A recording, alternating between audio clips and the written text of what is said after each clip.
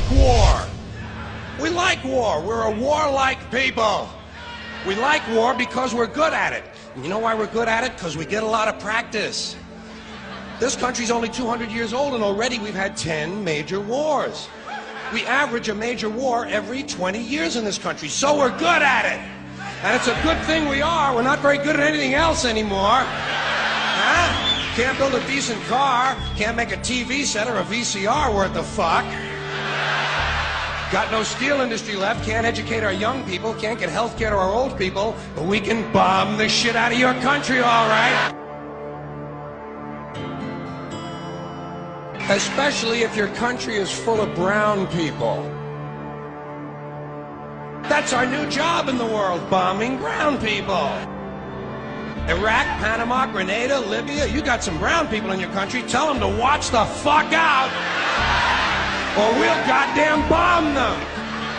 But when's the last white people you can remember that we bombed? Can you remember the last white, can you remember any white people we've ever bombed? The Germans, those are the only ones, and that's only because they were trying to cut in on our action.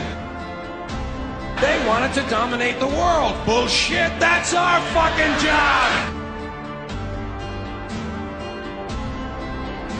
And you probably noticed I don't feel about that war the way we were told we were supposed to feel about that war, the way we were ordered and instructed by the United States government to feel about that war.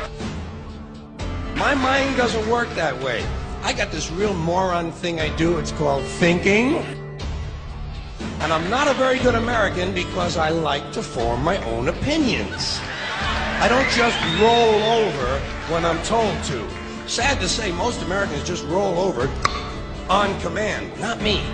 I have certain rules I live by. My first rule, I don't believe anything the government tells me. Nothing. Zero. Nope. And I don't take very seriously the media or the press in this country, who in the case of the Persian Gulf War were nothing more than unpaid employees of the Department of Defense, and who most of the time function as kind of an unofficial public relations agency for the United States government. So I don't listen to them, I don't really believe in my country, and I gotta tell you folks, I don't get all choked up about yellow ribbons and American flags. I consider them to be symbols, and I leave symbols to the symbol-minded.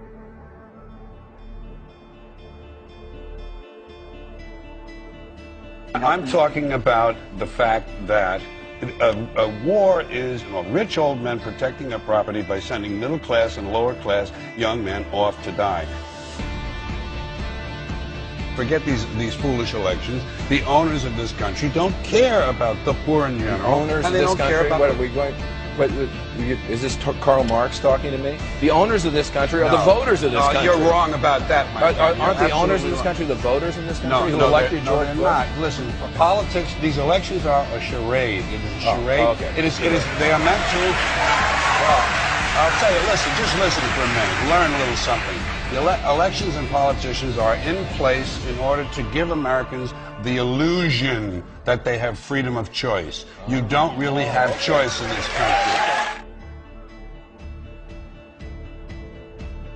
All of the things that are important, reduced in choice. Newspapers in a city, how many? Used to be 3, 4, now it's 1 or 2. They're owned by the same people, and they also own a radio station. Give these people a voting day every year so that they'll have the illusion of meaningless choice. Meaningless choice, that we go like slaves and say, "Oh, I voted."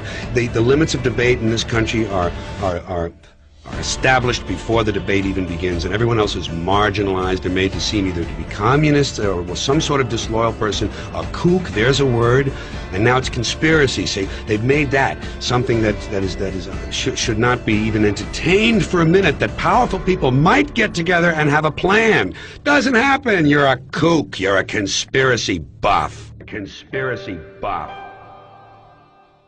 Okay. Not as a result of a conspiracy, but you because... don't need a formal conspiracy. Right. When interests converge, these people went to the same universities and fraternities, they're on the same boards of directors, they're on the same country clubs, they have like interests, they don't need to call a meeting, they know what's good for them, and they're getting it. And there used to be 7 oil companies, there are now 3, it will soon be 2. The things that matter in this country have been reduced in choice. There are 2 political parties, there are a handful of insurance companies, there are about 6 or 7 information things. But if you want a bagel, there are 23 flavors because you have the illusion.